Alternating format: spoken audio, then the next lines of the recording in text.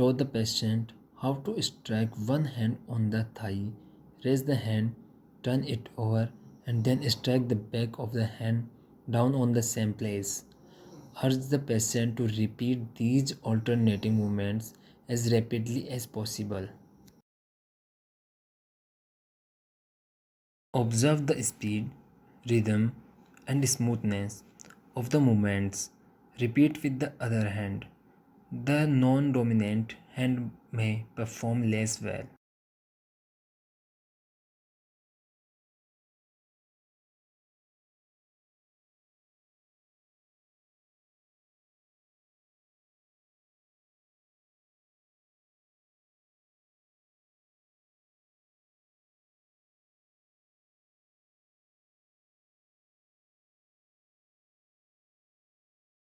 Show the patient how to tap the distal joint of the thumb with the tip of the index finger, again as rapidly as possible.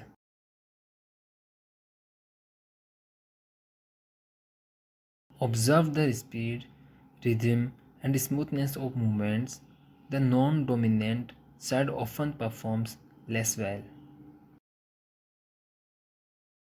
Ask the patient to tap the ball of each foot in turn as quickly as possible on your hand or the floor.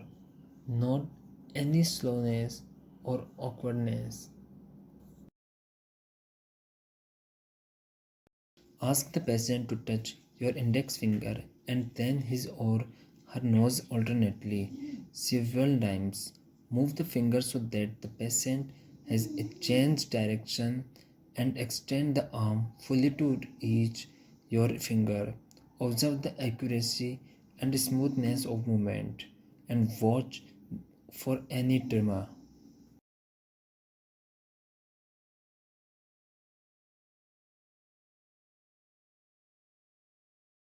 Now hold your finger in one place so that the patient can touch it with one arm and finger outstretched. Ask the patient to raise the arm overhead and lower it again to touch your finger after several repeats. Ask the patient to close both eyes and try several more times. Repeat on the other side. Normally, the patient touches the examiner's finger successfully with eye open or closed.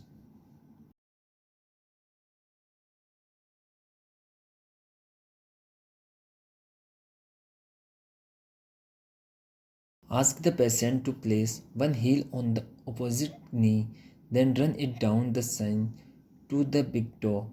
Observe this movement for smoothness and accuracy.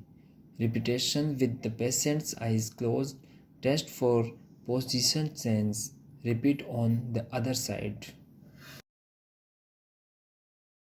Ask the patient to walk across the room or down the hall, then turn and come back. Observe posture, balance, swinging of the arms, and movements of the leg. Walk heel to toe in a straight line called tandem walking.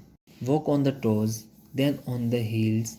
This tests plantar flexion and dorsiflexion of the ankles as well as balance.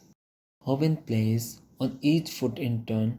This tests proximal and distal muscle strength in the legs. Do a shallow knee bend, first on one leg, then on the other. Steady the patient if you think the patient might fall. The Romberg test. Test of position sense.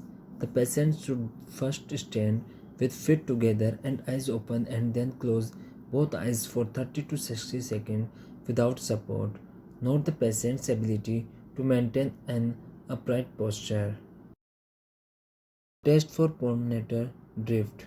The patient should stand for 20 to 30 seconds with eyes closed and both tap the arms briskly downward. The arms normally return smoothly to the horizontal position. This response requires muscular strength, coordination, and good position sense.